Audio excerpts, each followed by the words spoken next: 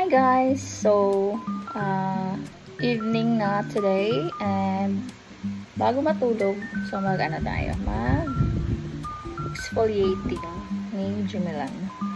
So, paano to gamitin?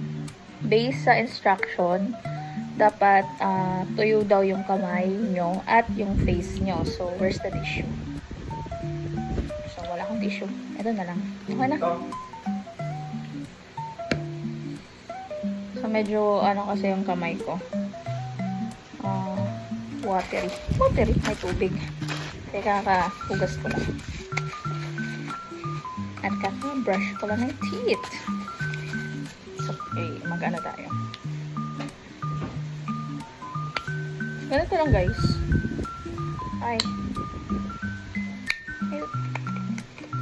So, bago lang siya. Ang ginamit ko kasi yung actually, madami akong ginamit nito. Markan yung bukas. Masakit sa kamay. Kaya mo yan. Charot lang. Masakit sa kamay. Oo nga. Alam ko, binupit ko ito dati. Ako wait natin. So, may ano siya, may naka-close pa siya. O nga! Ako na, matanggal yung ano. Ay, kagatin mo na lang pala. Kaya nga. So, ito. So, bago pa siya. So, safe talaga. Ayan. Charot.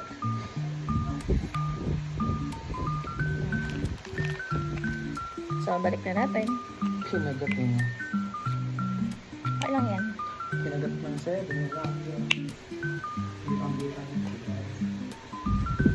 So, ito lang. Lagay lang natin.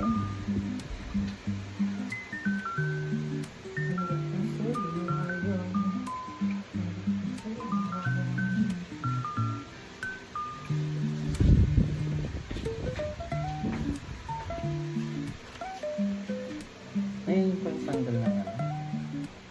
Yung... Exfoliate. Ilamos ako, ano na rin ako. So, yan. So, katapos yan, close na natin. So, wait lang. Lagyan natin dito.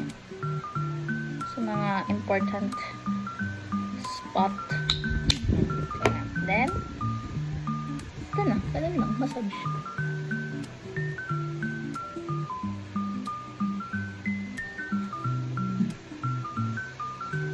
Yan na.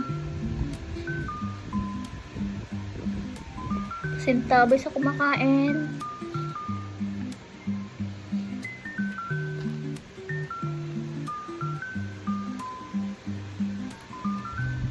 So, kung anong trip niya lang ako, kung anong trip ko lang sino unahin. Depende sa trip ko.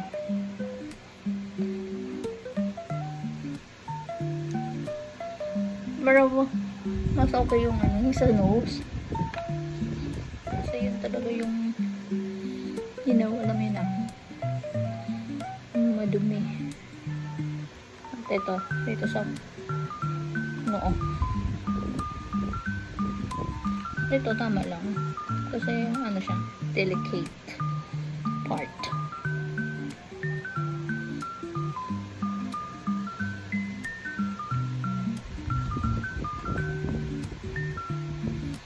So, yun lang guys. Maghilamos ako at papakita ko pagkatapos ko. Okay. So, yan. Kakahilamos ko lang. Pwede yung malinis na towel or tissue. So, ito gamit natin.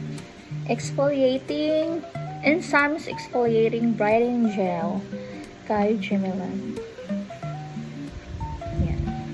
So, marami akong binili nito para doon sa Taguig at dito sa Laguna. Para din ako magdadala kung saan man ako place. Okay lang. So, if you want one, guys, kindly check the link or a basket. So, thank you.